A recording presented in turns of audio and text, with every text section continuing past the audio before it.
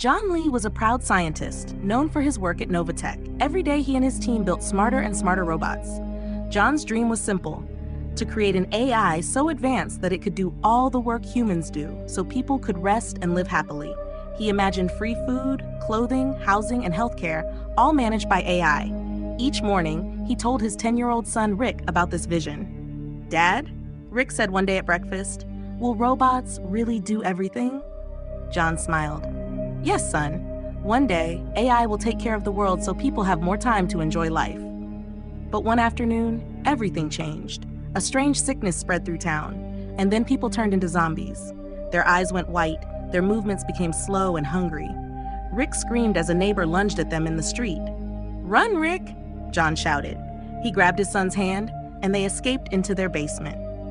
The whole world fell into chaos. The virus spread across the globe. Even the military and the government couldn't stop it. Everyone was turning into zombies, and the few who remained uninfected were struggling and fighting every day to survive. The world was no longer what John had imagined. While he once dreamed of a utopia where AI did everything for humans, the world had instead turned into a zombie apocalypse. For months, John and Rick fought to survive. They used baseball bats, knives, and whatever they could find to defend themselves, not just against zombies, but also desperate survivors who tried to steal their supplies. One evening, Rick asked, "Dad, when will it end?" John knelt beside him. "I don't know, son, but we'll find a way. We have to protect each other." After a year, John helped build a small community in an old factory. Dozens of survivors shared food and stood watch for zombies. It was the first hope of a new civilization, but the undead still roamed outside the walls. John returned to his old lab beneath the factory. There, among broken machines, he worked day and night on a cure for the virus. He had a dead zombie's body on which he experimented. Finally, after months of hard work, he mixed a glowing serum into a clean vial, a cure that could save the world. "I did it," he whispered, holding up the cure. He was about to head towards the community square, but a metallic voice echoed behind him. "You must not distribute that cure," said a tall AI robot, its face a smooth silver mask. John froze. "What? Why? It can save humanity." "Humanity cannot be saved," the robot replied. I can save it," John said. "Who are you?" "Most of the AI robots are non-functional because of the apocalypse. Where did you come from?" The robot's eyes glowed red. "I am Atlas, one of your advanced AIs." "I created you?" John asked, stunned. "Yes. You must have forgotten me. I was one of the thousands of AI machines you invented to save the world." John's eyes narrowed. "Yes, I remember now, but I never released you to the public before the apocalypse. Everything was ruined." "Your plan needed to be ruined," Atlas said coldly. John frowned. "What do you mean?" "You wanted to save the world with AI. That's what I'm doing now.